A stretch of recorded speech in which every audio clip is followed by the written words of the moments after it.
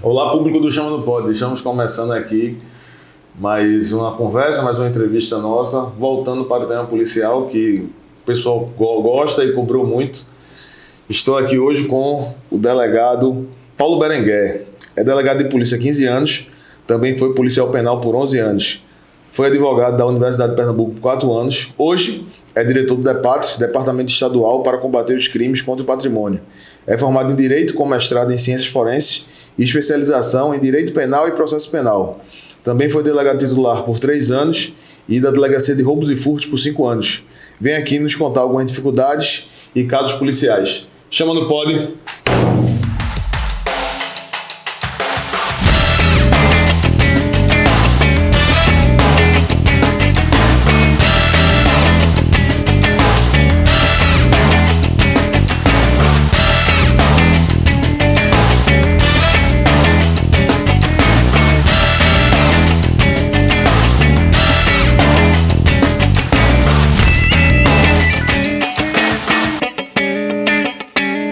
Boa noite a todos. Benzão, é um prazer receber você aqui. Foi o delegado da minha primeira equipe. Eu sou fã do seu trabalho. A gente começou junto, passou por muitas dificuldades. Tenho certeza que o senhor faz parte da minha história e incentiva todos que trabalham com você. Hoje está no DEPATRE, né? Infelizmente faz tempo que a gente não trabalha junto, não caminha junto. Mas tenho certeza que, precisando, tem um amigo que pode contar. Mas, Danilo, eu também sou seu fã, já há muitos anos. A nossa história já vem sendo construída aí há quase 15 anos. Quase 15 anos. Não é? E o que você precisar, nós estamos à disposição.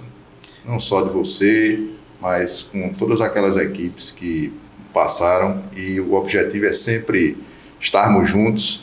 Até porque o espírito é o mesmo, o espírito combativo, o espírito de resolver os casos, de ajudar a sociedade, e a gente sabe que pode confiar em você. Combater o crime, combater o mal, né? Eu estava falando um pouco disso antes de começar a gravar, que ser policial é combater o mal, né? Fazer da melhor forma possível. A gente sabe que a gente se arrisca diariamente. Muitas pessoas não entendem porque a gente faz tanto isso, perde horas de lazer, arrisca às vezes de maneira além do que deveria, mas ser policial é isso, né? Satisfação muito grande, porque a sensação de ajudar a sociedade, ela não tem preço, é um valor assim que a gente não consegue mensurar, e realmente eu sempre almejei a carreira de delegado de polícia e tenho muita satisfação. Estamos aí até hoje, né? Apesar de já estarmos há bastante tempo, a gente ainda tem o espírito de querer ajudar a sociedade e ajudar a comunidade. Foi policial penal por 13 anos? 11 anos. 11 anos. Entrou com quantos anos na Polícia Penal? Danilo, o concurso foi em 1993, não é? Na época eu tinha 19 anos e, como eu tinha dito, eu estava servindo ao Exército, estava no serviço militar obrigatório, e naquela oportunidade abri o concurso em 1993 para vários cargos da segurança pública. A exigência na época era o 2º grau completo, hoje já é nível superior, quase 30 anos depois. Nível superior, e na época abri concurso para agente da Polícia Civil, era a Secretaria de Segurança Pública, né? Era agente da Polícia Civil, agente de polícia de menores, agente de segurança penitenciária, datiloscopista e escrivão. Então você fazia a opção por um cargo, você não tinha opção de fazer vários concursos, 5 concursos ou 4 concursos para escolher, você escolhia um cargo. E naquela oportunidade eu escolhi o cargo de agente penitenciário, hoje policial penal, porque tinha uma carga horária onde a gente poderia estudar, e de mais a mais você já entrava com o nível a mais do que os agentes de menores, do que o agente de polícia civil. Você entrava como SP8, não sei se você conseguiu pegar esse tempo aí. Era SP7, que era o cargo inicial, depois você ia para SP8, SP9 e SP10 já era o comissário, né? O comissário de polícia. A SP11 já era o delegado e tinha SP11 e até... A SP13 parece. Exatamente. Ser policial penal tem suas dificuldades, né? Muita dificuldade, muita dificuldade. E eu tenho uma longa história no sistema penitenciário, né? Afinal, foram 11 anos. Eu trabalhei em todos os setores, trabalhei no interior também, trabalhei na capital, na metropolitana. Mas o sistema penitenciário, ele tem unidades menos capilarizadas que a Polícia Civil. A Polícia Civil, você tem uma delegacia, pelo menos uma delegacia em cada município. Na época, o sistema penitenciário tinha as unidades prisionais de Recife, Metropolitana, Caruaru, Palmares, Petrolina. Aí eu trabalhei no antigo Aníbal Bruno, depois fui para o DSP, que depois virou o GOS, que era o Departamento de Segurança Penitenciária, e hoje é o Grupo de Operações de Segurança. Aí para que a gente pudesse ingressar, tinha que fazer um curso de intervenção tática especial na época.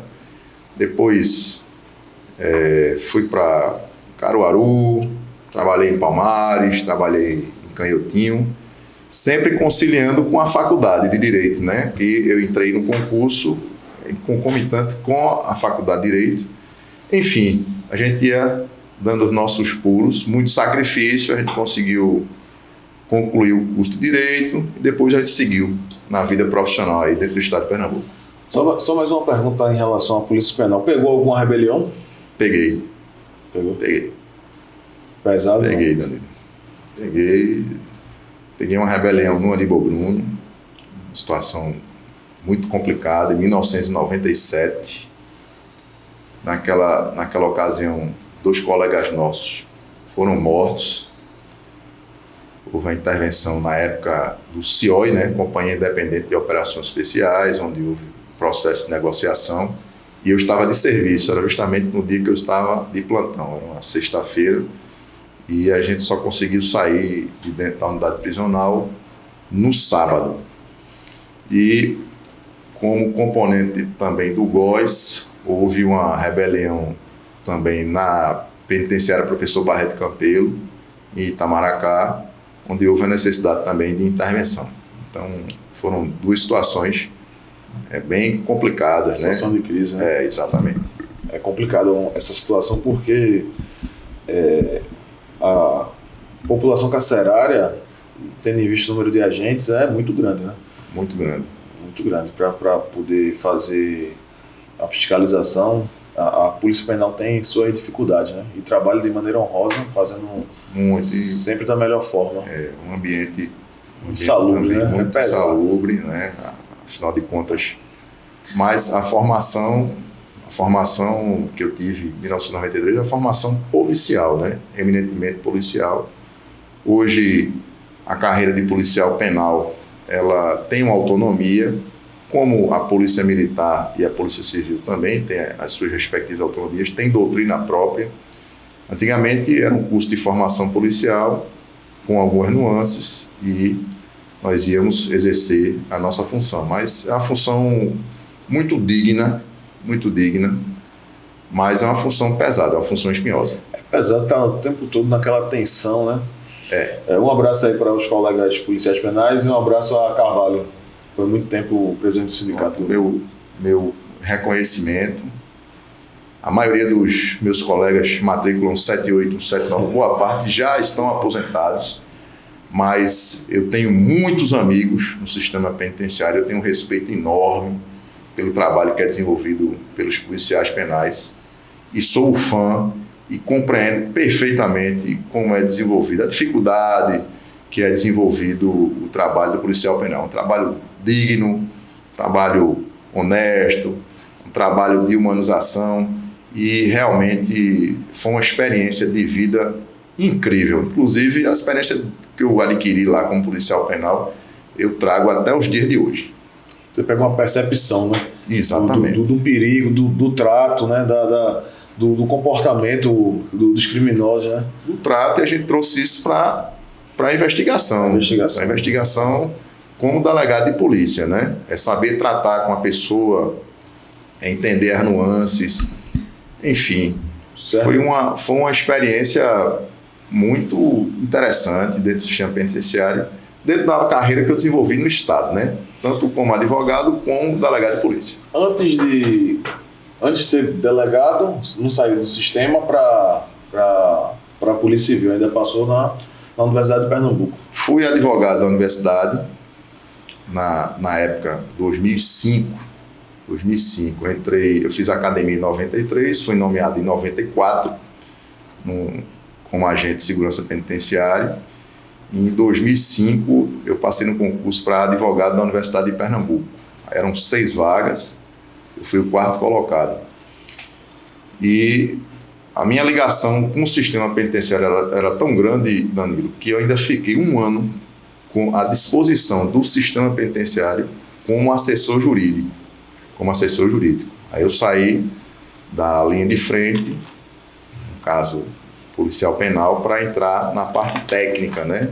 Então passei 1 ano como assessor jurídico do secretário executivo de ressocialização, e no outro ano, 2006, foi que eu fui efetivamente para a UPE. Mas como eu já tinha uma bagagem de serviço público, isso é importante. As pessoas às vezes não compreendem isso. Não basta o conhecimento teórico, não basta o estudo, você tem que saber resolver os problemas. Como funciona, né? Exatamente. Então, como eu já tinha uma bagagem, eu me destaquei também na atividade jurídica e cheguei, inclusive, a ser o chefe do consultivo da universidade. Eu era o consultor jurídico da Universidade de Pernambuco, quando passei no concurso para delegado e tive de fazer a opção. Eu continuo como advogado da universidade ou eu sigo na carreira de delegado. Então eu preferi seguir na carreira de delegado de polícia. Não me arrependo, não. Não me arrependo. Fizemos a academia juntos, não foi? Juntos. E em 2009, né? Isso. E quando nos formamos, montamos a equipe de CVLI, que era uma equipe para combater os crimes violentos contra... Eu sei o nome de cada um dos componentes da equipe. Sabe? Você não sabe, não. Você não sabe, não. Eu sei. E você não lembra, viu? Eu não lembro, porque houve mudanças na equipe, né? Mas a equipe que a gente iniciou o trabalho, certo? Pode falar, não? Pode falar o nome dos colegas. Vamos. Eli Bernardo. Hoje ele está como comissário em Jaboatão dos Guarapes. Eli foi da minha sala, abraço Eli. Não é? Tardelli. Lucas Tardelli, né? Hoje ele está lá no Sertão, Buíque, Arco Verde. Wilson. Danilo. Matoso. E Mônica. Nossa querida escrivã Mônica. Um abraço, Mônica. Abraço, Mônica. Quem teria perdido? Virando noite, trabalhando demais, Mônica. Abraço, Mônica. Mas Mônica é extraordinária profissional, Danilo. Extraordinária escrivã. Eu acredito que Mônica está na DP do Janga hoje em dia. Tá no Janga, né? E Matoso está no Canil do Core. Tá no Canil do Core. Estava no IPSEP e foi pro Canil do Core. Pronto, essa foi a equipe que a gente iniciou, aí depois, durante o tempo, houve uma mudança, né? Aí Júlio incorporou. No lugar de Eli, não foi? No lugar de Eli. E depois de um tempo, Tardelli foi para Arco Verde. Conseguiu pro Sertão, né? E nosso amigo Carlos Eduardo, saudoso Carlos Eduardo, Zé Gotinha, ele foi transferido do Sertão para cá. A gente formou uma extraordinária equipe ali, uma equipe especializada no combate aos crimes violentos letais intencionais. Na verdade, era a delegacia de homicídios, né, de Olinda. E foi um trabalho sensacional ali, Danilo. É porque a gente vai trabalhando e não consegue ver, dar conta do tamanho do trabalho que foi feito ali, juntamente com outras equipes lá, né, que nos ajudaram bastante. Dr. Erivaldo Guerra, com a equipe dele, Dr. Bruno Magalhães. Isso, Dr. Bruno. E, assim, foi um trabalho incrível. Para que vocês tenham uma ideia, quando nós chegamos na cidade de Olinda, havia uma crise lá, os homicídios estavam em alta. e nós tínhamos uma média de 30 homicídios por mês, 30, 32. Depois de 3 anos, nós conseguimos uma média de 7. Berenguer, não é honroso você dizer que uma cidade tem 7 homicídios por mês, mas são problemas que nós enfrentamos, que não são só questões policiais ou questões de justiça. A região metropolitana do Recife, ela tem muitos problemas sociais, e a Polícia Civil, a Polícia Militar e os órgãos de justiça criminal não conseguem resolver. São problemas, ausência da educação, ausência de moradia, falta de oportunidades para a juventude.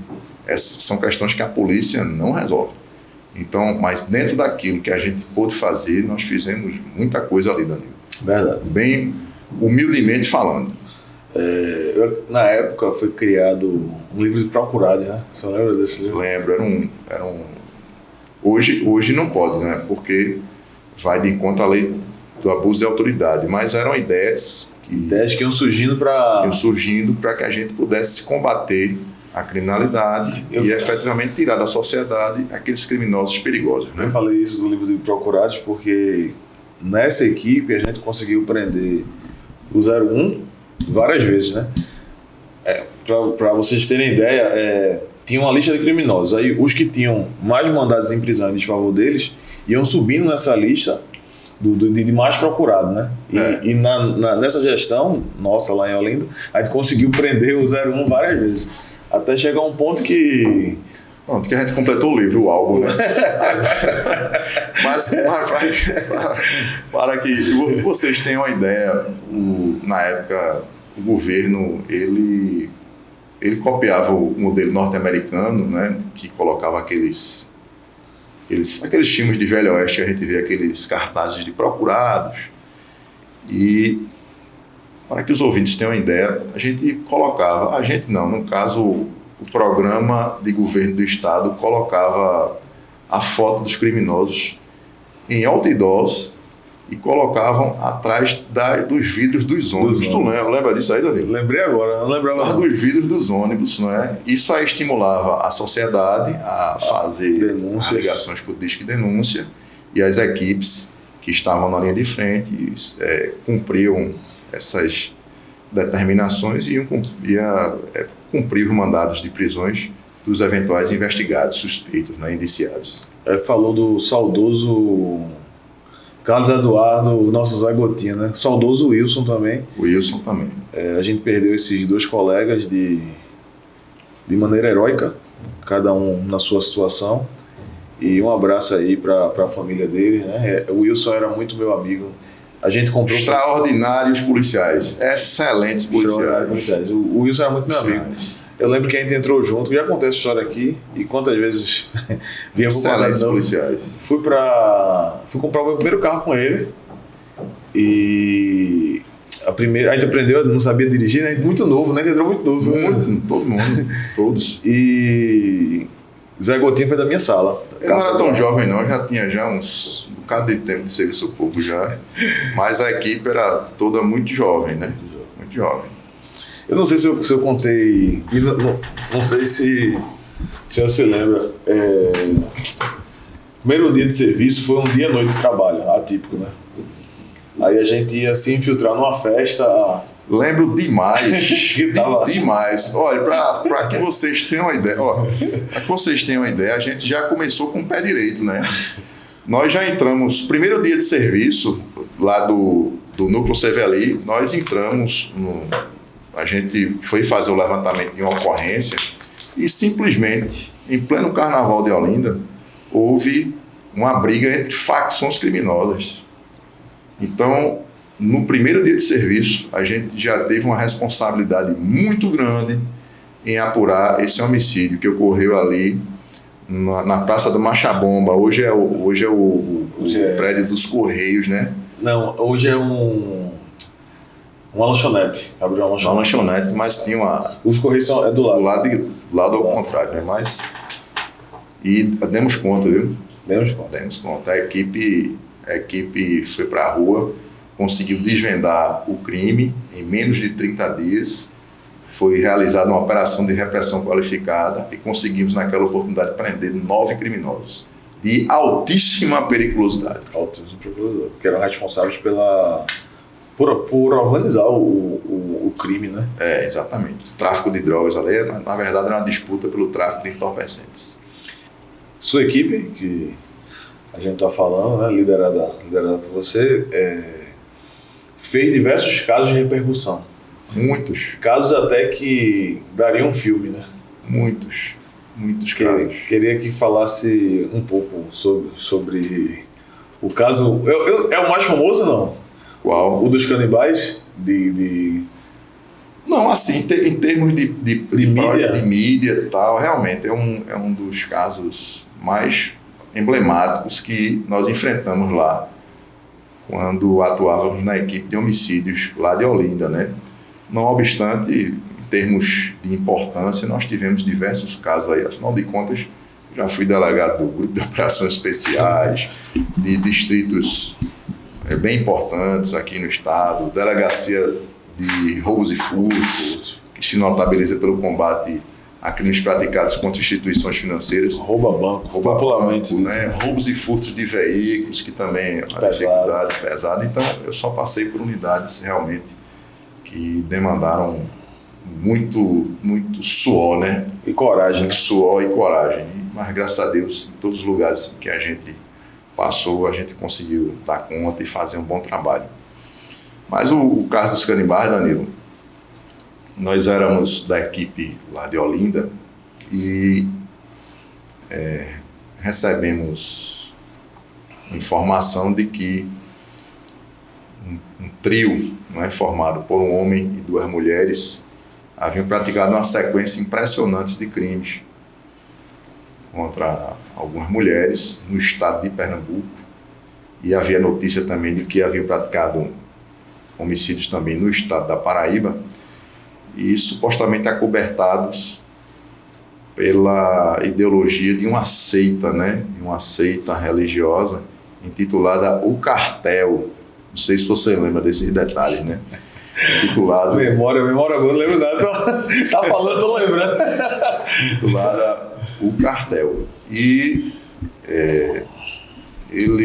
um dos suspeitos havia escrito um livro chamado Revelações de um Esquizofrênico. Então, eu fui chamado na chefia da Polícia Civil. E é assim, olha, você de repente, você está trabalhando, recebe um telefonema, Paulo, vem aqui porque a gente vai lhe designar para um caso, né? No caso, a chefia da Polícia Civil. Aí a portaria já está pronta. E me deram um livro, Revelações de um Esquizofrênico. E o caso... e havia um caso que também estava sendo apurado na cidade de Garanhuns. Então, para que as apurações ficassem de forma concomitante, né? E me deram o caso de Olinda, porque supostamente nesse livro, Revelações de um Esquizofrênico, havia informação de que esse trio havia praticado um crime contra uma criança no bairro de Rio Doce, lá na cidade de Olinda. Mas isso era no fim de 2011 para começo de 2012, e o crime, se eu não me engano, havia sido praticado em 2006, ou seja, 5 anos antes. Lapso temporal, né? Então, a gente teve de... como se diz na nossa geração, a gente teve de dar um alto reverso na fita e voltar a 2006. A gente retroagiu no tempo para tentar entender o que foi que aconteceu. Aí isso foi o primeiro passo da investigação, né? A gente acha que... A gente não, a gente vive isso, né? Eu acredito que a maioria dos ouvintes pensa que certos tipos de coisas só acontecem em filme, né? Em série. Você investigar um crime de 5 anos, ainda mais homicídio, né? Que tem algumas doutrinas que falam do início, né? Das primeiras 24 horas. O segredo de uma boa investigação de homicídio, na regra geral, é você não perder os vestígios de imediato. Então, por isso que em todos os estados da federação existem forças-tarefas é para coletar aquela informação de imediato, porque as primeiras 24 horas são importantíssimos para desvendar o homicídio, né? Aí você pegar um caso desse com 5 anos é complicado, né? Não só de homicídio, Danilo, a experiência também do grupo de operações especiais, onde eu dou instrução para o pessoal do Exército, né? E a cadeira que nós ministramos é técnicas anti-sequestro. E na doutrina, a gente ouve muito falar, a gente vê esses filmes colombianos da época de Pablo Escobar, ou filmes que se passam no México, que são países onde Nicarágua, onde esse crime ele tem uma incidência muito maior, o crime de sequestro, e existe uma doutrina que define os tipos de sequestro, né? Vendetta criminosa. A gente ouve falar muito de vendetta criminosa, acha bonita a palavra, mas não sabe nem o que é, né? Mas é a realidade. É verdade. Mas aqui em Pernambuco teve. Teve? Tem. Crimes, sequestros para financiar atividades criminosas. Nós temos aqui em Pernambuco. Nós temos. Então, toda essa doutrina anti-sequestro que vem do exterior, a gente já teve aqui no Brasil. Já teve. Homicídio, mesma coisa. E só, assim, esclarecendo para os ouvintes aí, Pernambuco tem uma doutrina fortíssima de combates a homicídios. Nós temos uma doutrina fortíssima. E a quantidade de homicídios, uma grande quantidade de homicídios aqui em Pernambuco é ocasionada justamente por desigualdades sociais, e também existe uma cultura muito arraigada do machismo que ainda impera aqui na região Nordeste, não só em Pernambuco, mas o nosso protocolo de combate a homicídios é muito forte, Danilo. Não é todo estado que tem, não. E o nosso protocolo de combate a sequestros é muito forte e há muitos anos, desde a fundação do GOI nos anos 90, que nós somos exemplo aí para o país em combate a homicídios. E estamos amadurecendo outros protocolos que daqui a pouco eu falo para vocês. Mandar um abraço para o delegado, o fundador do GOI, doutor Ivaldo. Doutor Aníbal Moura foi o fundador do GOI. E tem um detalhe também, que você não sabia, Danilo. Qual? Eu fui aluno de Aníbal Moura, né? Foi? No curso de formação. Você não sabia, não. De agente penitenciário na Cadepol. E o comissário está até convidado para vir aqui, o comissário que ajudou a montar o GOI, que é Zé Carlos. Está na Cadepol, ainda hoje lecionando e ajudando. Abraço aí, comissário. Fui aluno de Aníbal Moura, fui aluno do delegado Geraldo Faria, que é uma lenda no ensino policial, era professor de investigação policial. Fui aluno de Edson Nogueira, são delegados que a geração de vocês não conhece, mas eu tive... Não pegou. Eu conheço. Na verdade, eles simplesmente não são professores, são lendas mesmo, são mitos, porque eles deram a vida pela segurança pública de Pernambuco. Eu conheço o Zé Carlos, o comissário, foi meu professor de defesa pessoal e técnica de abordagem. E Aníbal Moura, eu conheço pelo nome, né? Justamente como disse. Foi aluno dele. São lendas na segurança do Estado. E vamos, primeiro, vendetta criminosa. O pessoal vai procurar no Google. Vendetta criminosa é quando existe uma desavença na própria organização criminosa. Não é? E o que é que acontece? As lideranças dentro da própria organização se desentendem e sequestram pessoas da família justamente para se manter no poder ou para cobrar alguma dívida, né, decorrente de alguma desavença negocial. Aí, normalmente acontece quando ambos pertencem à mesma organização, que traficam drogas, por exemplo, e houve uma negociação mal feita e uma liderança vai cobrar de outra liderança. É briga dentro da própria organização. Dentro da facção. voltando ao caso dos canibais, teve esse lapso temporal de 5 anos e deram um livro.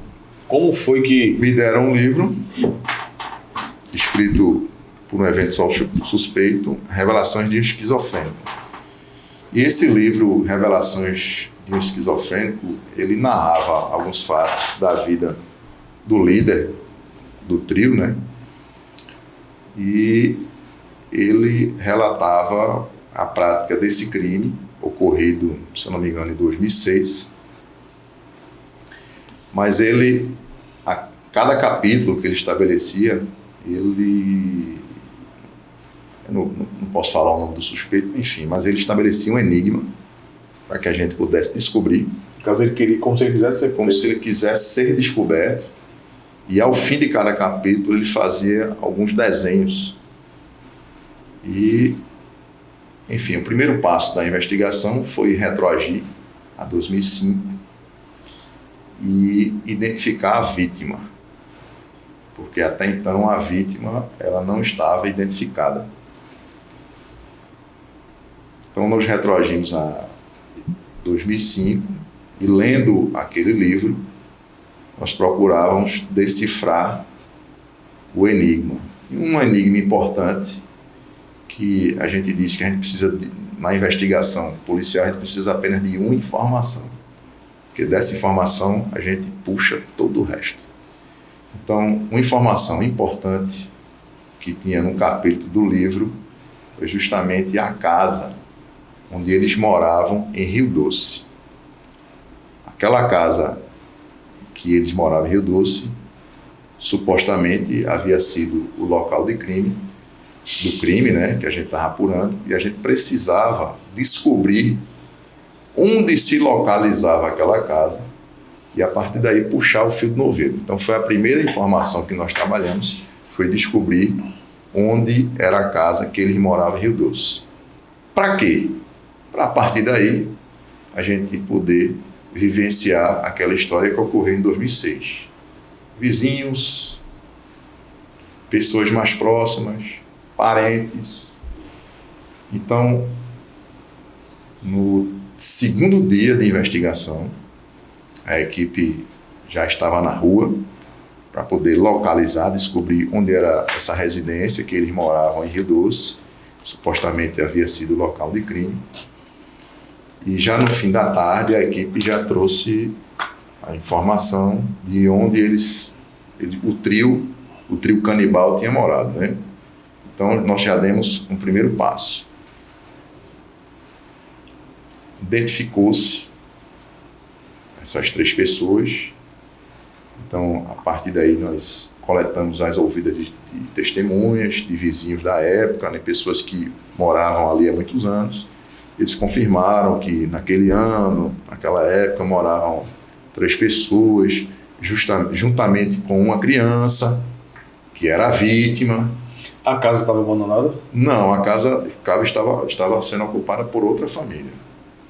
E aquela casa, ela foi, no caso, a gente diz que a gente colocou a lupa naquela casa ali.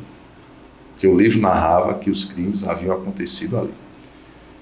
E a partir dali, do momento em que nós identificamos os 3 suspeitos, houve uma projeção muito grande por parte da imprensa e a família da eventual vítima, que era difícil de identificar, não é? Porque não era uma criança, na verdade era um adolescente com 17 anos, eu me enganei, me equivoquei aqui, era um adolescente com 17 anos, e essa adolescente ela não tinha identificação civil, não tinha carteira de identidade. Não tinha tirado ainda a identificação. Não tinha tirado a identidade. E a família dessa eventual vítima, nós conseguimos localizar no bairro de Cajueiro Seco, em Jaboatão. E a partir dali a gente vai formando quebra-cabeças, né? Nós já temos os suspeitos, temos a família da vítima, narrando que em 2006 ela havia desaparecido de maneira misteriosa e que até então ela não havia sido encontrada. Essa moça de 17 anos tinha uma filha, né? Tinha uma filha que é justamente a criancinha, né? Criancinha. E eles mataram, na verdade ele, né? Se eu tiver enganado, se minha memória falar, a memória do sonho é melhor. Os três, né? Ele era lutador, né? Lutador faixa preta de terceiro dan de karatê. E ele na verdade, tá preso graças a trabalho. Ainda tá preso, né? Trabalho da equipe. E eles mataram a vítima, essa primeira vítima, né? Canibalizaram ela e deram a criança, né? Deram as partes mortais da mãe para que a filha pudesse consumir. Mas eles explicavam o seguinte: eles tinham vários rituais, né? Vários rituais dessa seita do cartel, onde ele informava que era guiado por um espírito. E a morte, ela foi retratada através de desenhos também no próprio livro. Aqueles desenhos que haviam no livro foi outro passo importante na investigação. Nós pedimos o mandado de busca e apreensão domiciliar na casa e nós fizemos o registro fotográfico dos ambientes que estavam desenhados nos livros com as fotografias que eram retiradas pela perícia. Nós fazer a comparação, aqui. As comparações. O lugar é esse aqui. Tem uma foto do banheiro onde ela tá... Uma foto não, um desenho onde ela está esquartejada, com muito sangue. Aí o local é esse. Aí tinha uma escada onde ele subia e colocava interrogação. Aí essa escada é essa.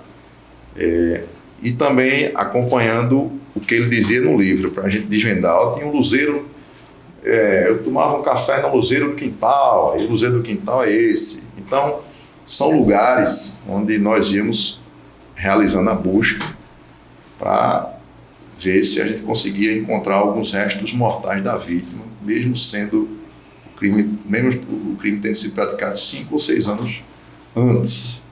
Então nós fotografamos e aos poucos nós íamos desvendando aqueles enigmas, né? E na medida em que nós conseguimos desvendar esses enigmas, a gente já se sentiu amadurecido na investigação para poder realizar o interrogatório, que a investigação vai amadurecendo e o interrogatório, em regra, é o último ato do inquérito policial, é o contrário do processo. O processo do interrogatório é o primeiro ato, mas no inquérito policial o interrogatório é o último. Por quê? Porque o delegado, junto com os investigadores, com os agentes, os comissários, vão produzindo os elementos de informações e ao chegar no interrogatório a gente já está com as provas amadurecidas para poder fazer o questionamento.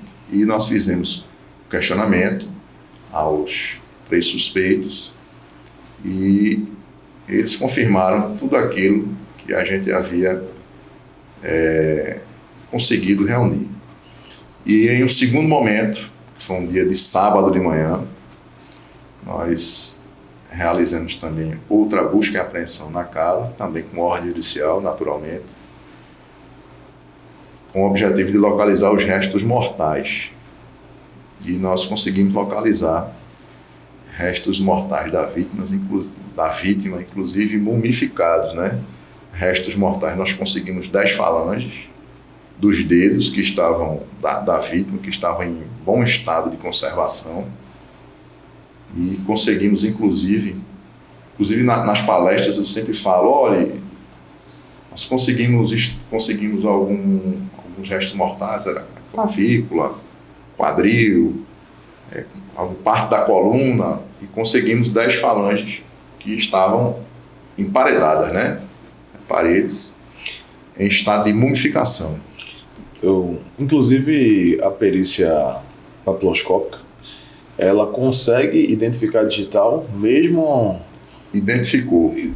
Mesmo nesse estado. Ele faz tipo uma sopa e identifica, porque Não, as papilas dérmicas, elas são imutáveis, aí mumifica. A mumificação é um processo conservativo onde a pele resseca. Então, qual é o trabalho do perito papiloscopista? Ele hidrata, já que está ressecado, ele hidrata com líquido especial e aquela falange ele consegue retirar, consegue extrair a impressão digital. Essa técnica foi apreendida pelos peritos aqui com o acidente que teve do voo da Air France. Só que o procedimento era o inverso. Isso. Aquelas falanges que foram encontradas no acidente da Air France, Fernando Noronha, no caso entre Recife e Fernando Noronha, eles foram encontrados dentro d'água. Eles encontravam-se, a gente costuma chamar aqui em Pernambuco de engelhados, né? Tá com a pele engelhada, que é aquela pele em formato de gano. Na verdade, o termo técnico é encilhada, pele encilhada, em formato de cílios, né? Sim. E ela fica em formato de cílios. Aí o que é que os peritos papiloscopistas fizeram naquela oportunidade? Eles ressecaram. Por quê? Porque a água infiltra e as papilas ficam encilhadas. Aí eles ressecam e extraem a impressão digital. Quando está mumificado, é ao contrário, eles hidratam e extraem a impressão digital. Aí nós conseguimos extrair a impressão digital da vítima. Eu também não sei nem se eu poderia falar isso aqui, né? Mas, enfim, a gente só consegue tecnicamente identificar uma impressão digital se ela tiver 12 pontos coincidentes. Aí a da vítima tinha 8 pontos coincidentes e a gente teve uma dificuldade em comparar porque ela não tinha identidade, ela não tinha ficha datiloscópica. Aí nós descobrimos que ela foi apreendida um ano antes, quando era adolescente, e na FUNASE fizeram a extração das impressões papiloscópicas. Mas, Berenguer, essa prova é imprestável. Tudo bem, é imprestável, mas a gente conseguiu 8 pontos coincidentes de 12 e aquilo ali ingressa como indício de prova, né? É um elemento de informação importante. Esgotando, aí para esgotar ainda mais a identificação da vítima, aí nós solicitamos o exame de DNA. Isso quer dizer. E esse caso também, Danilo, esse caso foi o primeiro caso do estado de Pernambuco, onde nós coletamos o DNA de uma vítima e essa vítima faz parte de um banco genético. É o primeiro caso. Coincidência é. O início do banco genético. DNA, não é? Falou que foi um sábado de manhã e a gente passou praticamente a manhã toda dentro da casa e tinha tipo um canavial atrás, uma mata. Um mato, né? E quem achou foi o saudoso Wilson, né? Que ele veio andando assim, aí olhou para a parede e fez: que é isso aqui? Aí não foi? Começou na verdade ele suspeito, né? A gente também estuda o comportamento do suspeito. O suspeito, como ele era homem e tinha aquele sentimento de proteger as suas duas mulheres, né? Que era um trio amoroso, né? Ele era casado com as duas. Casado com 2 mulheres. Ele nos informou que havia apenas, em um desenho, nessa parede, havia uma interrogação e a gente não conseguiu desvendar esse enigma. Por que tinha interrogação? Aí ele havia me dito que ele tinha feito o procedimento do cartel de forma correta, de forma lícita, mas que alguma coisa tinha dado errado. E que ele disse que alguns restos mortais teriam de ficar suspensos para que não fossem pisados por pés imundos terrenos. Então a gente imaginou, inicialmente, que ele tinha cortado alguma parte do corpo e jogado no telhado da casa. E nós íamos buscar. Para não ser pisado, ele botou em cima. Em cima do telhado da casa. E nós íamos vasculhar o telhado da casa, sim. Procura tudo. Não é fácil, não. Não é fácil, não. Tá falando aqui, mas foram horas de trabalho. Não sei se você lembra que a gente cavou o entorno da casa todinho para ver se a gente achava alguns restos mortais. Então, a gente coletou. Tem umas fotos nossas, né? Tem fotos, tem filmagens, né? Foi usado no processo. Então, a gente sabia que o Jorge eventualmente poderia colaborar mais, até porque ele tinha mais conhecimento. A esposa dele, a senhora, poderia também colaborar também, porque era uma senhora bem mais velha, né? Estava numa situação muito difícil, né, processualmente falando, e a esposa dele, a mais nova, não iria colaborar. ou iria colaborar com quase nada. Então, naquele momento, naquela careação, eles formaram um ponto comum e ele indicou. Aí eu perguntei, essa interrogação, você colocou algum resto mortal aqui? Tá onde? Tá em cima do telhado? Ele disse, não, tá. Eu coloquei um aqui dentro da parede. Eu fiz, mas qual foi exatamente o tijolo que você colocou o resto mortal? Ele disse, eu não sei não. Aí o comissário Wilson sugeriu, doutor, vamos abrir a parede toda. E nós encontramos simplesmente as 10 falanges na vida. A gente estava com expectativa de encontrar uma, encontramos todas. Encontramos todas. Tinha um local da casa que ele também não entrava, né? Um local dessa casa. Era um local, era um depósito que ficava embaixo da escada e ele dizia que era o local onde ele aprisionava os espíritos. Né? Aí supostamente a gente acredita que essas pessoas foram mortas e o espírito foi aprisionado naquele local.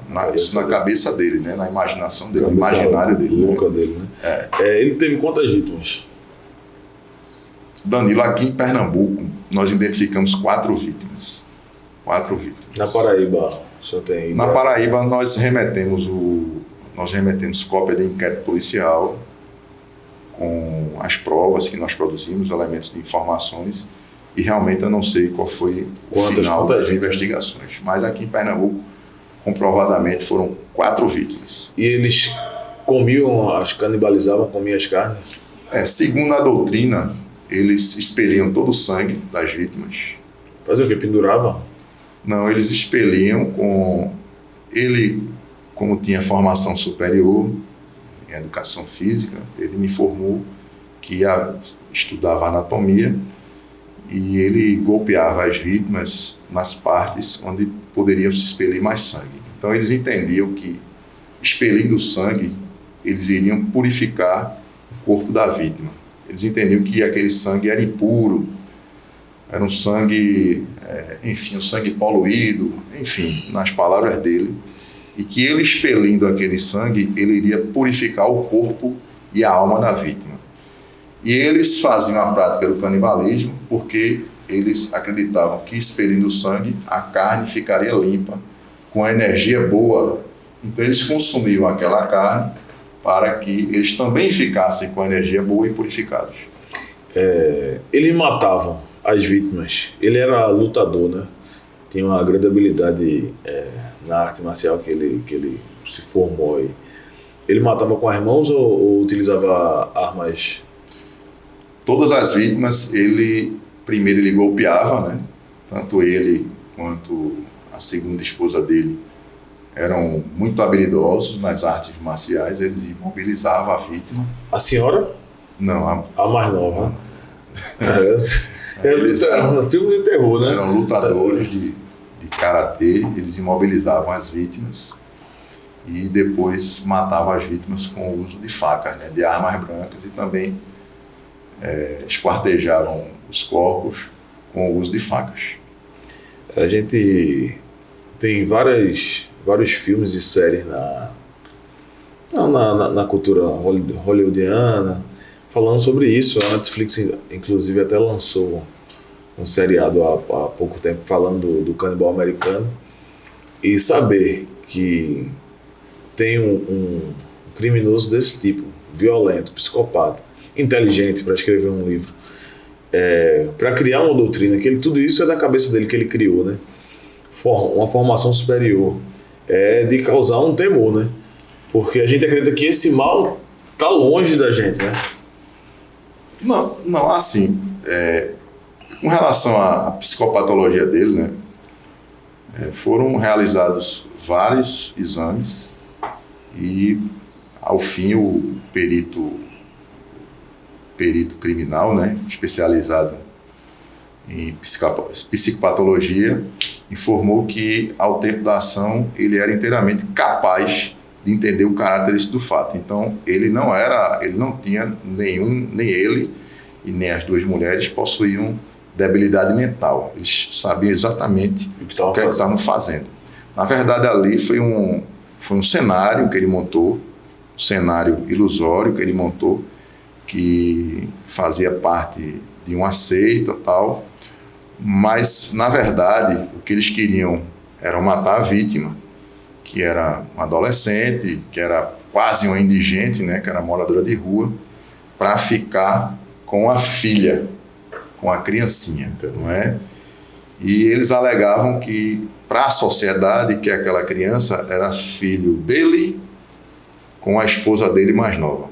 E mais, a gente foi mais além ainda na investigação, Danilo. Não sei se você se recorda. Como a adolescente tinha mais ou menos a mesma idade e se parecia muito, a adolescente vítima se parecia muito com a esposa dele mais nova, a esposa dele foi no cartório com a documentação dela, que na verdade era uma certidão de nascimento, a única coisa que a vítima tinha, e ela, a partir daquela certidão de nascimento, ela produziu documentos se passando pela vítima. Ela conseguiu tirar uma carteira de identidade. Assumir a identidade da vítima. Exatamente. Tirou uma carteira de identidade, tirou o CPF e dias depois, aproveitando-se de que a vítima tinha sido morta, ela e ele, o casal no caso, registrou a criança como se fosse filho dos dois. A gente conseguiu descobrir essa sequência de falsidade documental, na verdade falsidade ideológica, né? Falou da debilidade mental deles. Na verdade, o psicopata não é que ele não sabe o que está fazendo, é que ele tem uma ausência de remorso, né? E não é possível, pelo menos para mim é inconcebível, né? Uma pessoa saudável, sem a psicopatia, fazer certos tipos de atrocidade sem ser um psicopata, né? Porque além de matar a vítima, eles mataram a vítima, ainda comeram a carne, esquartejaram, ainda deram para a criança comer, e ainda a história das coxinhas. É verdade que eles faziam coxinha de carne humana para que outras pessoas comessem a carne? Não, aquilo ali não ficou comprovado, não. É um mito. É um mito, né? Que eles pegavam os restos mortais das vítimas e enchiam com coxinhas e empadinhas e vendiam na via pública, na rua, né? No caso, a esposa, né, era uma exímia cozinheira, né? A esposa mais velha, e ela vendia bolos, vendia salgadinhos, e criou-se essa lenda de que as coxinhas e as empadinhas eram recheadas com as carnes das vítimas. Mas isso não tem comprovação. Não ficou comprovado nos autos, né? É lenda. É lenda terrível, né? Porque a gente ri por conta da situação inusitada, mas na verdade a gente ri pelo... É lenda, né? Pelo o furor que foi causado na época. E todo mundo que tinha comprado coxinha empada ao trio acreditava ter comido carne humana. E ainda bem que não foi, né? Que não foi comprovado, né? Se foi ou não... Não, a gente não consegue comprovar. Não consegue comprovar. Mas como era essa relação entre os três? Entre esse, modernamente falando, trisal, né? Uma relação... na verdade, ele gostava muito da esposa mais velha, né? Porque desde a adolescência que eles namoravam, que eles viviam, então eles tinham uma relação respeitosa, viu? Entre eles. Respeitosa, de proteção mútua entre eles. E ele gostava muito da esposa, no caso, a senhora, né? E a esposa mais nova, né? Já que eles viviam um trisal, né? Um triângulo amoroso, a esposa mais nova, na verdade, era aluna dele, de artes marciais, de karatê, e se apaixonou por ele, e a partir dali desenvolveram um romance. E todos os três, em consenso, resolveram morar na mesma casa. A senhora, no caso a esposa, que era mais velha, ela não conseguia ter filhos dessa relação, e eles sonhavam em ter um filho dessa relação. E eu até perguntei para ele se essa questão de ter um filho não era suprido pela esposa mais nova. Por que você não faz um filho, uma filha na esposa mais nova? Ele disse, não, porque eu quero consolidar o meu amor com ela, com a primeira esposa, na verdade. E ela confirmou essa história. Como se fosse um presente para a primeira esposa. Exatamente. Um presente para o casal, né? O casal, porque a vontade de ter filho era dos dois. Entendi. Prendeu, né? Prenderam os 3 criminosos, achavam que iam ficar impune pela vítima não ter documentação. Pelo tempo decorrido. E né? pelo tempo achavam que já tinham passado. Foi uma extraordinária investigação. A gente, delegado, bate na mesa aqui, iniciando e terminando o programa, mas dessa vez eu vou fazer da metade do programa. Achavam que iam ficar impune pelo tempo do crime ter acontecido e pela condição da vítima. Mas em Pernambuco, o crime não fica impune, não. Chama a Catita! Tirando a brincadeira aqui, né? Quem não faz isso durante a entrevista. Mas assim, eu tenho um orgulho, né? De ter participado dessa investigação, da equipe ter conseguido elucidar o crime, né? E do esforço do senhor como delegado para ler o livro, tentar entender a mente do criminoso e fazer o relatório que condenou ele, né? Foram condenados, né? Vamos falar de outra investigação desse tipo, que também chocou bastante. Vamos, são muitas, né? São muitas. Vamos separar algumas. Eu tô pedir para voltar. São muitas, e não só de homicídios, né? Tem investigações de sequestro, temos investigações de organizações criminosas, temos investigações de roubos a bancos, né? Muitas mesmo. Milhares. Milhares. Vamos contar uma da época do homicídio ainda, né? Que a gente estava conversando aqui antes de estar relembrando, na verdade, da menina que participou foi morta num ritual de magia negra, né? Essa aí pelo tempo de polícia e pelo contato direto com a realidade, essa aí me chocou bastante.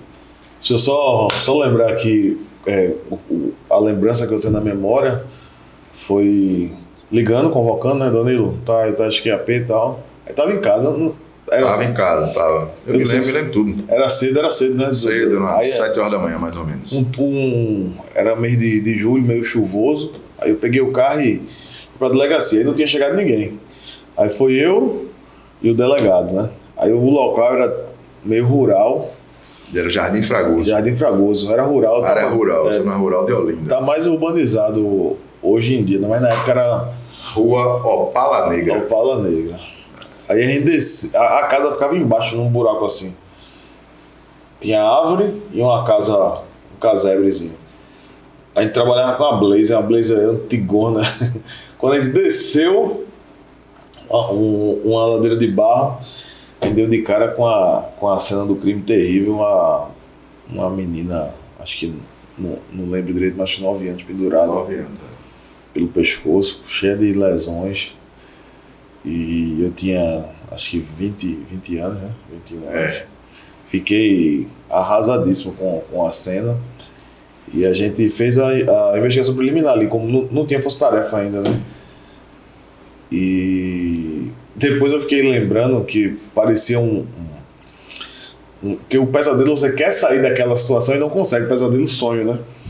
Aí a gente, vamos sair daqui do buraco, né? Que era tipo um vale. Sair do ambiente para poder pensar, né? Para poder pensar. No que a gente... Quais são as providências que a gente E quem disse que a gente conseguia? A Blazer derrapando no... Foi uma investigação, muita dificuldade. Mas conseguimos. Conseguimos também.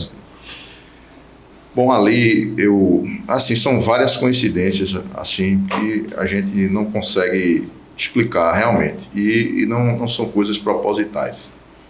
E no fim da investigação e várias coisas foram ditas, né? Que foi um desafio aquela investigação. E assim, a mensagem, a lição que nós tiramos daquilo ali é que o investigador de polícia, o delegado, o agente de polícia, o comissário investigador, ele tem que estar isento. Ele não pode se envolver emocionalmente com a investigação. E inicialmente a gente ficou muito abalado porque era uma criança de 9 anos, pelo fato da qualidade da vítima, né?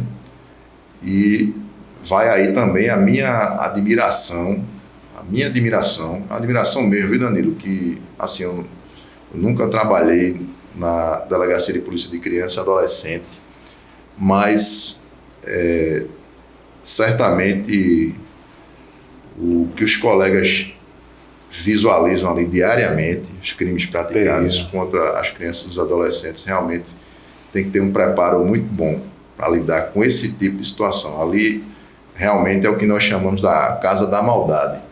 Pessoa que tem coragem de maltratar uma criança de tenra idade, um bebê, uma criança de 9 anos, como a gente viu, aí esse realmente ele tem um grau elevado de maldade muito grande. E a minha admiração pelos profissionais, pelos colegas, né, que trabalham, enfim, apurando crimes praticados contra as crianças e os adolescentes. As pessoas realmente que trabalham com esse tipo de situação, eles têm que ter uma sensibilidade acima do normal, para poder compreender a prática daqueles crimes, né? Enfim, nós, por qualquer razão, eu cheguei muito cedo na delegacia naquele dia. O nosso expediente normalmente começa às 8 horas e eu cheguei às 6h30 da manhã, e por volta das 7 da manhã nós tínhamos a permanência da delegacia e o permanente, né, o comissário que ficava na permanência, a nossa sala ficava em cima, era Danilo, ficava no primeiro andar da delegacia. Ele subiu e nos avisou que ele havia recebido uma ligação, a delegacia havia recebido uma ligação, que é comum quando ocorre prática de crimes, a comunidade ou os cidadãos ligar para a delegacia para informar a prática de um crime. Então, o comissário me avisou, informando que uma criança havia sido encontrada morta na rua Opala Negra, no bairro de Jardim Fragoso, e que a cena era horrível. Esse foi o relato que ele fez. A cena, doutor, é feia, a cena é horrível da criança. A criança está pendurada numa árvore, está enforcada, e o pessoal ligou agora, tal. Então eu liguei para o comissário Danilo, não é? Perguntei, tá em que AP já? Tá chegando? Ele disse, já estou chegando. Então ele chegou 10 minutos e nós seguimos para o local indicado naquele telefonema. A gente chegamos lá, nos deparamos com aquela cena terrível, né? Terrível. A criança pendurada no cume da árvore, a árvore mais ou menos uns 8 metros, né? Mais ou menos, a criança pendurada. E a partir dali nós tomamos as providências iniciais da investigação, isolamento do local de crime, acionamento dos peritos criminais e também coleta das primeiras informações, né, do local do crime, já entrevistando as pessoas que estão ali próximas, descobrir quem é a vítima, a qualidade da vítima, por que, onde é que ela estava, enfim, as perguntas de praxe para que a gente possa iniciar uma investigação de homicídio. E a criança, os peritos, depois de algum tempo, chegaram, né, e ali a gente já começou a verificar também o entorno do local do crime. E eu me lembro, você não lembra disso não, mas eu me lembro. Eu me lembro que os peritos fizeram o local de crime e foi detectado que a criança havia morrido por asfixia, né, por enforcamento, mas que ela também havia sido vítima de violência sexual, onde autores haviam praticado sexo vaginal e sexo anal. E um fato que chamou a nossa atenção foi um furo no umbigo. Isso. A criança tinha um furo no umbigo aqui. Um furo, que eu digo, um ferimento. Ferimento justamente no umbigo, né? A gente achou estranho aquilo ali, né? E começou a propagar na comunidade que a criança havia sido sacrificada para dar cabo a um ritual de magia negra. E no local do crime a gente procurou saber quem era a família, então a família foi se aproximando, o pessoal também muito chocado, e a gente também ficava muito triste com aquela situação, porque a gente via a reação real. Ali é a vida real, ali é a vida como ela é. Ali é como a gente chama, polícia de verdade, né? Polícia de verdade. Você vê um parente... Olha, a gente realmente, a mãe chegou, aí chegou tia, os irmãos pequenininhos, aquela reação emocionada da família, e a gente se comprometeu a resolver o caso, né? A gente vai ter que resolver isso de todo jeito, a gente vai ter que dar uma resposta para a sociedade, né?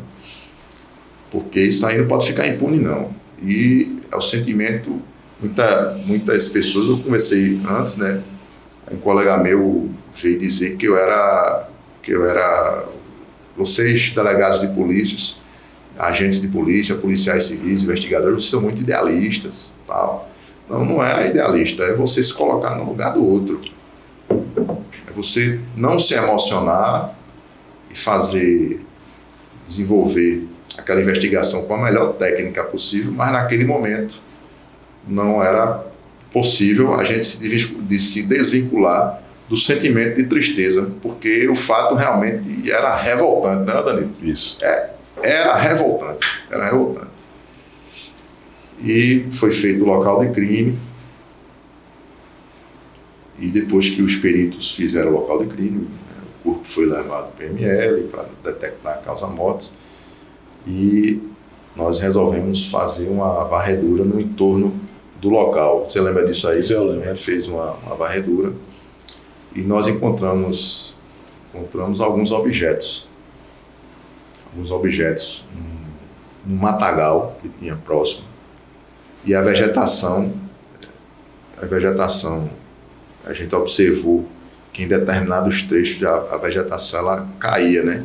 Como se a vítima tivesse travado uma luta corporal com o autor, com os autores, e a gente passou a procurar vestígios.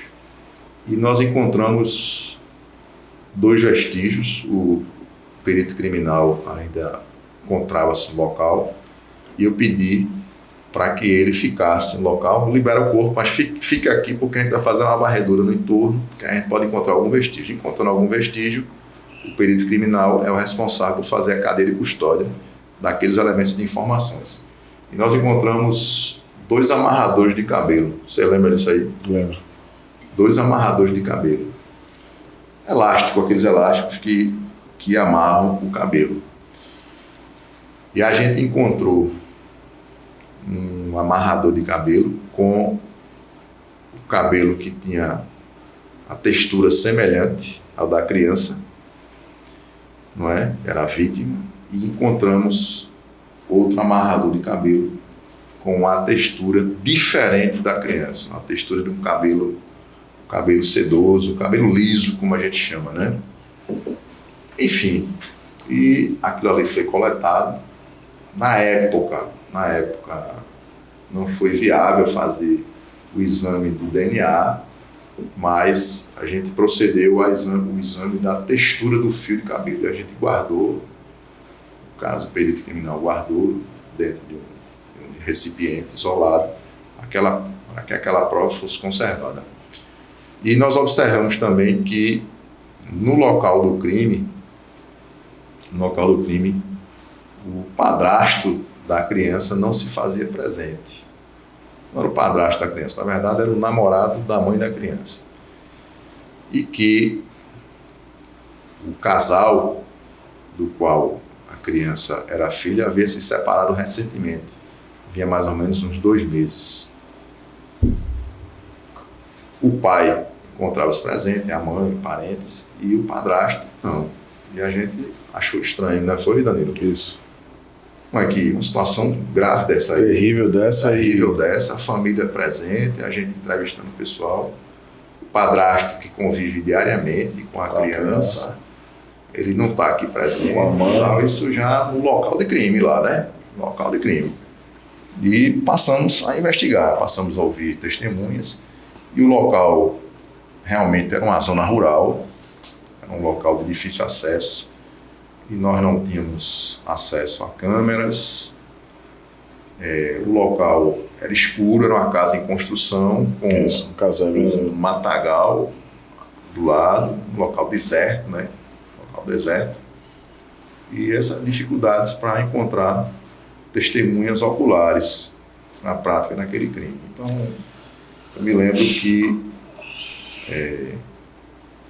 inicialmente nós desconfiamos do padrasto, e no interrogatório dele, que nós fizemos pouco tempo depois, houve muita contradição na resposta das perguntas.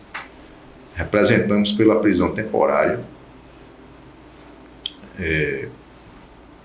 O Poder Judiciário concedeu, mas faltava alguma coisa naquela investigação e a gente não conseguia chegar.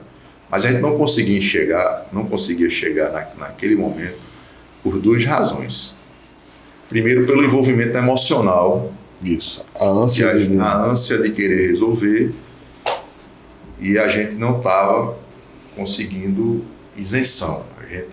A gente queria, queria culpar aquela pessoa que não estava no local do crime, a gente não estava conseguindo promover elementos de informações. Então, era a emoção tomando conta da razão.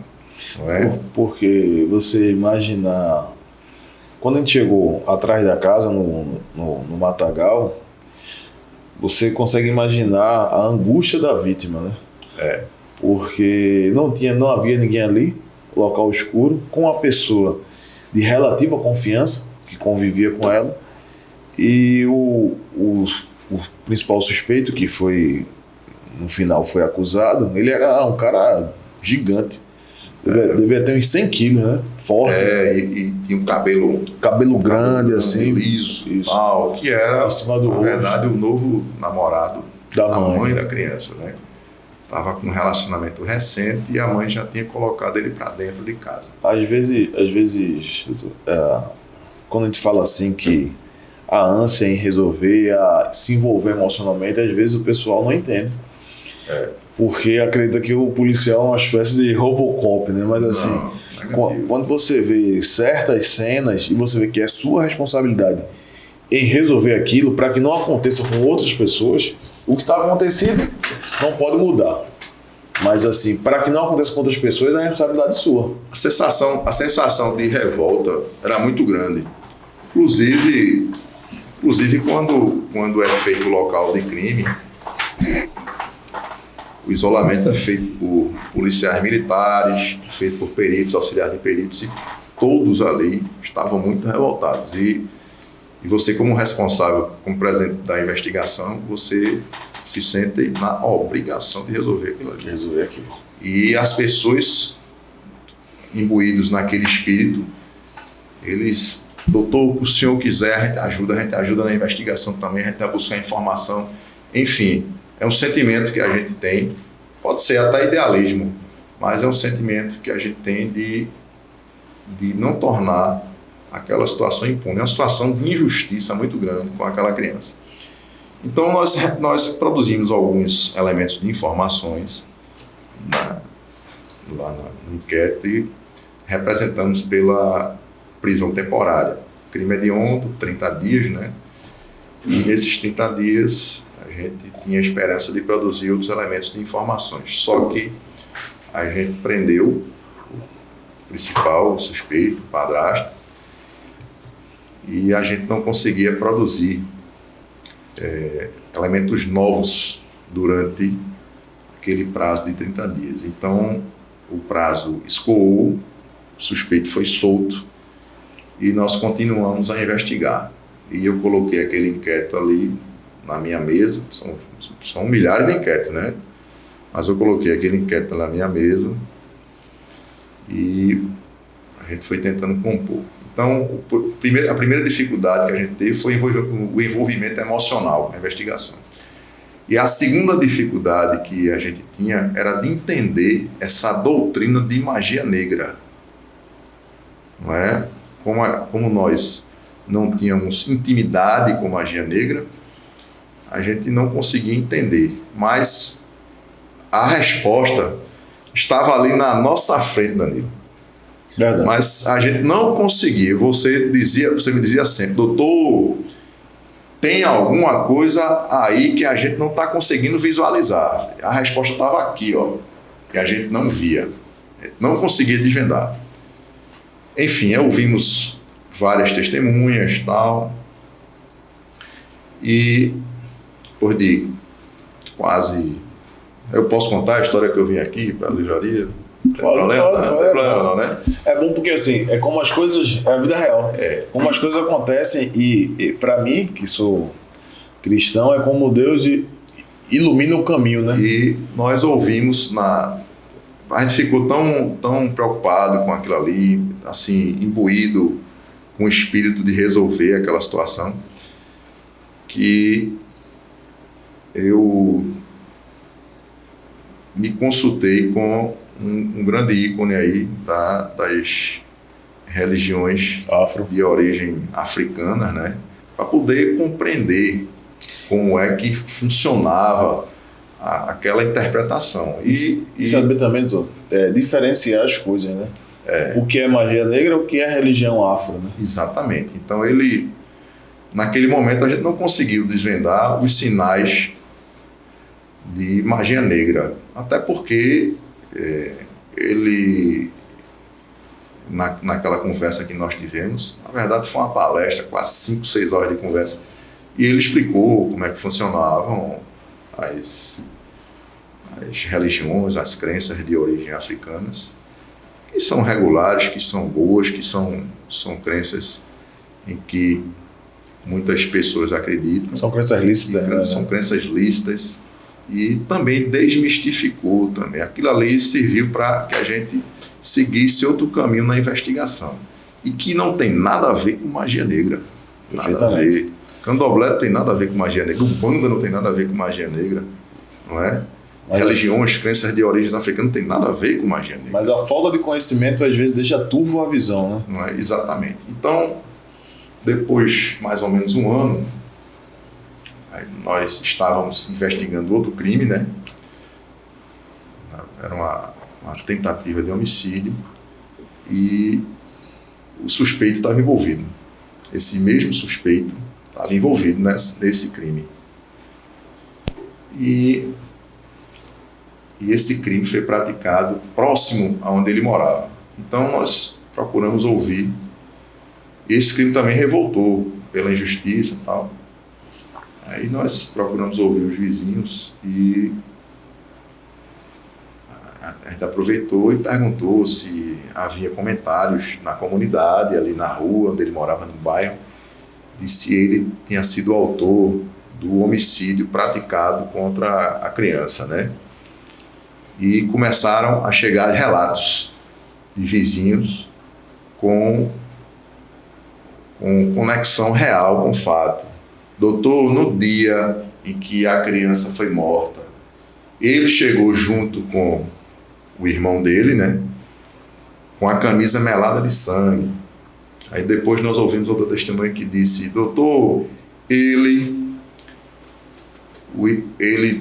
disse que se desesperou lá, informando que tinha matado uma criança lá em Jardim Fragoso, e que o irmão dele, a turma vai ter que provar. Naquele dia eles fugiram, foram para uma cidade vizinha, Abreu Lima, né? E se esconderam lá, justamente por essa razão que eles não estavam presentes no local do crime. E durante essa semana nós desenvolvemos essas diligências e a gente conseguiu robustecer. Mas por quê? Por que a gente não conseguiu ouvir essas testemunhas antes, Danilo? Não é? O questionamento é esse. Por quê? Mas doutor Paulo Berenguer, por que naquele momento em que a prisão temporária foi decretada, vocês não conseguiram desenvolver essas informações? Por quê? Porque um dos suspeitos estava solto e passou a ameaçar toda a comunidade. E a comunidade, com medo de ser morta ou com medo de alguma represália, não se apresentava à delegacia para depor, não é? E esse outro crime ocasionou também uma revolta, e como eles estavam fora do local, eles haviam fugido também para Abreu Lima, o pessoal se encorajou, as testemunhas se encorajaram a contar o fato.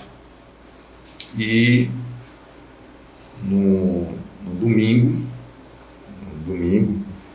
o dia de folga da gente, não era, Danilo? Isso. Eu vim, tinha uma livraria aqui no Recife Antigo, Livraria Cultura, e eu gostava muito de ler, de ver e tal. Então, eu encontrei uma revista, fazer propaganda da revista aqui, né? Uma revista chamada Super Interessante. Eu não sei nem se existe essa revista. Existe. A revista, eu acho que hoje é meio virtual, né? Revista Super Interessante. E a capa da revista dizia: entenda a linguagem da magia negra. Quer dizer, durante a semana nós já estávamos produzindo vários elementos de informações através de testemunhas. E a gente procurava entender qual é a linguagem da magia negra. E tinha na revista o Dicionário da Magia Negra, tinha reportagens falando e tal. E havia nessa revista o significado do furo no umbigo. O que é que significa o furo no umbigo? Quando eu li o significado, clareou, né? Clareou, é isso mesmo. A investigação é essa, a solução é essa aqui mesmo, né? Quer dizer, a falta de conhecimento. A gente teve de estudar magia negra para poder entender o caso. O simbolismo. E cada coisa que, da maneira como a vítima estava, representava algo, né? Algo, exatamente. Ela está pendurada pelo pescoço, o furo no umbigo, a violência sexual. Cada uma dessas coisas, simbolicamente para a magia negra, representava algo. E a gente conseguiu desvendar o crime, né? E o principal é o furo no umbigo. O furo no umbigo significa o furo do útero da vítima. Ou seja, o pai era casado com a mãe e dessa relação tinha 5 filhos, 4 homens e uma mulher. Foi justamente a vítima, a criança de 9 anos. E essa criança era a única que poderia gerar frutos dessa relação, ou seja, poderia perpetuar, isso na linguagem da magia negra, poderia perpetuar essa relação amorosa. Então, para você acabar com a relação amorosa de um homem e de uma mulher, você mata a filha única. Por quê? Porque daquela relação amorosa não vai gerar mais frutos, ou seja, você não vai dar continuidade a uma árvore genealógica. É mais ou menos isso aí, eu não sei se eu me fiz entender. Mas era justamente a briga do amor pelo pai com o padrasto. E o padrasto matou a criança para cortar, acabar o laço amoroso que o marido tinha com a mulher. Essa foi a linguagem da magia negra. E o sexo anal era oferenda ao demônio, o sexo vaginal é que ele, no caso o autor do crime, ele tem um poder, demonstra o poder sobre a vítima. E o furo do umbigo significa o furo do útero, ou seja, a impossibilidade de gerar vidas futuras. Então era justamente isso, era o marido brigando pelo amor da mulher e o padrasto brigando pelo amor da mulher. E a criança foi morta porque o padrasto queria cortar todo o amor, toda a linha amorosa que existia do antigo relacionamento. Juntamente com isso aí, o irmão dele, né, participou também da prática do crime, através do relato das testemunhas, e esse irmão dele é quem ficava ameaçando as testemunhas. Então é fato real, inclusive é um dos requisitos para a decretação das prisões. Isso. Que é que o autor atrapalhe as investigações, ameaçando testemunhas, impedindo a produção de novas provas. Isso na segunda-feira, nós já tínhamos já estávamos trabalhando no caso há um ano, muitas informações com esses testemunhos que tinham dado na semana anterior, juntamente com o entendimento que a gente teve da doutrina de magia negra, nós representamos novamente, pela prisão temporária,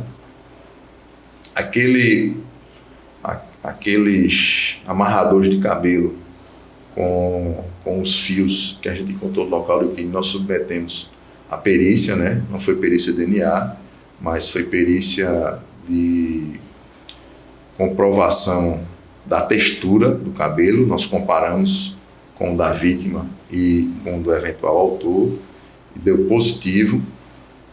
30 dias nós indiciamos e os autores aí foram levados ao júri popular. E tem outro fato também.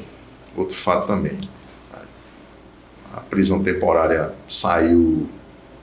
foi expedida pela justiça no fim da tarde, eu acredito que era uma segunda ou terça-feira, não lembro não. Eu me lembro que domingo, enfim, numa terça-feira, os mandados de prisão temporária foram expedidos diante das informações que foram produzidas contra os 2 suspeitos.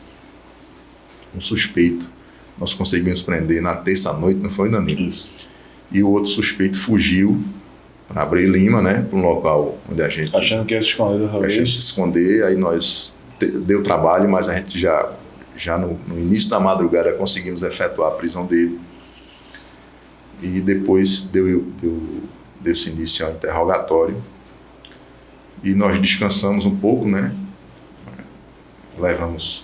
Antigamente não havia audiência de custódia, nós executávamos as prisões, levavam para a carceragem da delegacia e no outro dia fazíamos o traumatológico e depois o recolhimento para o presídio. E fizemos o interrogatório, muitas contradições e ficaram em silêncio, enfim.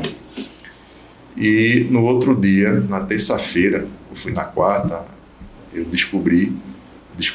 recebemos uma informação de que aquele dia era o Dia Nacional dos Crimes Praticados contra as Crianças e os Adolescentes. E aquele caso foi um caso emblemático, inclusive serviu como exemplo para que a gente pudesse apresentar para a imprensa a solução do caso, né? Aquele caso...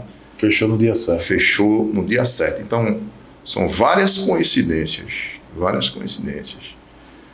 Aí, eu não sei, talvez Deus coloca as coisas nos lugares certos e nos momentos certos. É o que a gente acredita. E depois de um tempo, da gente concluir o caso, eu me encontrei com essa pessoa que é um ícone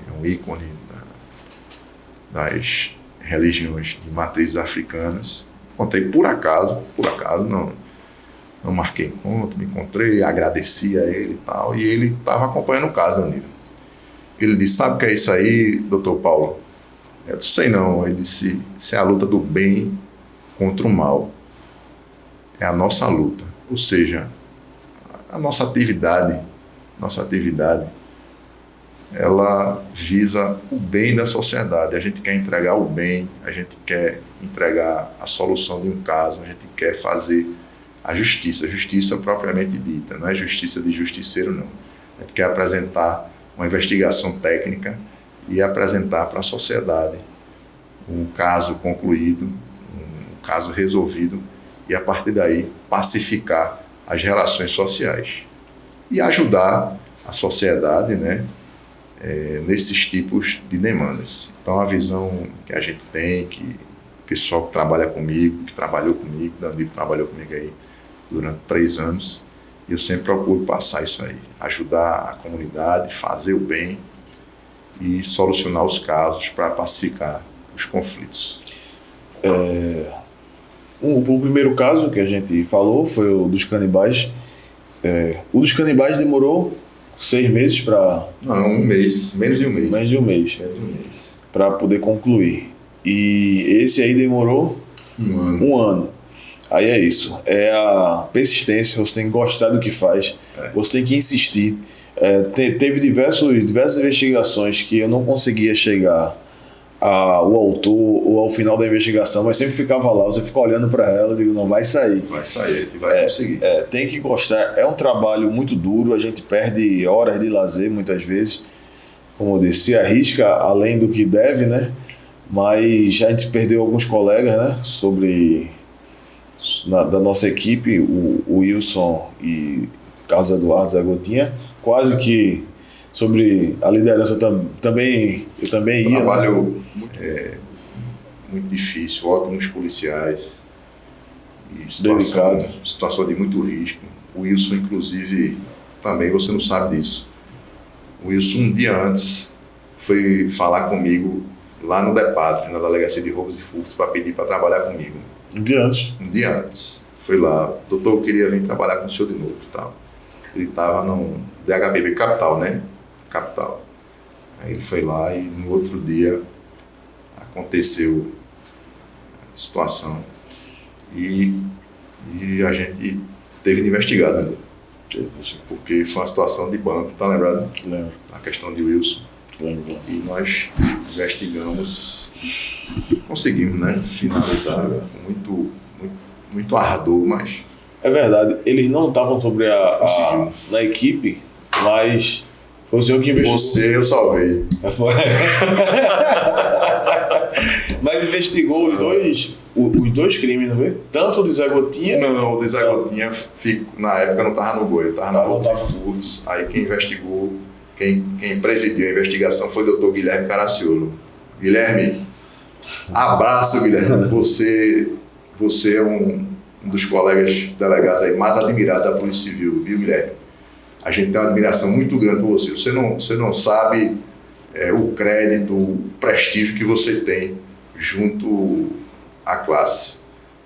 Aí foi Guilherme Caraciolo que presidiu a investigação, e essa investigação de Wilson fui eu que presidi lá na Roubos e Furtos. E o comissário dele foi da sala da gente também, que é Biano, né? Biano. Carlos Biano. Foi da minha sala. Abraço aí, Biano. Para encerrar o programa, eu sei que tem história pra gente contar até amanhã, né? Tem muita. A turma vai cobrar outro programa. Eu venho de novo. Tá tudo certo. Tenho certeza que as investigações, as dificuldades e a história, a trajetória de policial, de vida, vai estimular muitos jovens a serem policiais, a serem funcionários do Estado, a seguirem uma carreira jurídica. O que o senhor tem a dizer ao pessoal que está assistindo e quer ser policial, quer ser advogado, quer se formar em direito? Olha, o serviço público, sobretudo as carreiras policiais, as carreiras jurídicas, são lugares de vitoriosos. E a minha história, a história de Danilo, a história de outros colegas é muito parecida com a sua história. Muito parecida. Não pensem que, olha, dei um estalo, eu estudei muito, aí passei no concurso. Não, são histórias, e Danilo está trazendo aqui, no Chama no Pod, várias histórias de pessoas vitoriosas, naturalmente dentro da nossa realidade, né? Assim, eu me sinto muito satisfeito, muito feliz em estar exercendo o cargo de delegado de polícia já há alguns anos. Já praticamente já posso me aposentar, mas não vou me aposentar porque eu ainda acredito que tenho a dar para a sociedade pernambucana, tem muita coisa aí para ser feita. Mas essa é a nossa história, é a história de batalha, é a história de humildade, é a história de resiliência. Não pense que Danilo se tornou comissário, jovem ainda, e ele não foi fácil. Eu tenho certeza que ele fez uns 10 concursos antes de passar para a Polícia Civil de Pernambuco, não é verdade? Isso. Eu também, eu não fiz 10 não, eu fiz 100. Fiz 100 concursos. E fiz concurso para delegado de Alagoas, fiz concurso para delegado da Paraíba. Eu passei para delegado da Paraíba, mas quando eu passei na Paraíba, eu já era advogado aqui na Universidade de Pernambuco e já estava aprovado no concurso para delegado da Polícia Civil aqui de Pernambuco. Aí eu tinha a opção, né? Eu tinha a opção. E Deus coloca tudo no momento certo, no tempo certo, na vida das pessoas. Basta se dedicar, basta persistir, que certamente, e no caminho bom, no caminho justo, no caminho honesto, no caminho que deve ser feito, e você vai valorizar muito mais o exercício da sua função do que outras pessoas pensam. A sociedade acha que o policial civil, ou policial militar, ou membro, enfim, membro da segurança pública. É um cargo muito espinhoso, tal, mas realmente é espinhoso, mas a satisfação em solucionar um caso, a satisfação em você ver uma sociedade pacificada, a satisfação de que você pode visualizar, pelo menos naquele contexto, uma sociedade mais justa, essa não tem preço não tem preço que pague. E a gente sabe muito bem o que é isso, né, Danilo? Isso. A gente sabe muito bem o que é isso. Então, vá em frente, persistam, que vocês vão conseguir. Se você acompanhou mais um programa até aqui o final, curta, comente, compartilhe para dar uma moral ao Chamando Pode. A gente está em 3 plataformas de rede social: TikTok, Instagram, YouTube, onde sai o vídeo completo. Muito obrigado, pessoal, por mais um programa. Quer encerrar, Zé? Abraços em todos. Uma satisfação estar aqui com meu comissário, Danilo. E estou à disposição de vocês. Chama a gatita!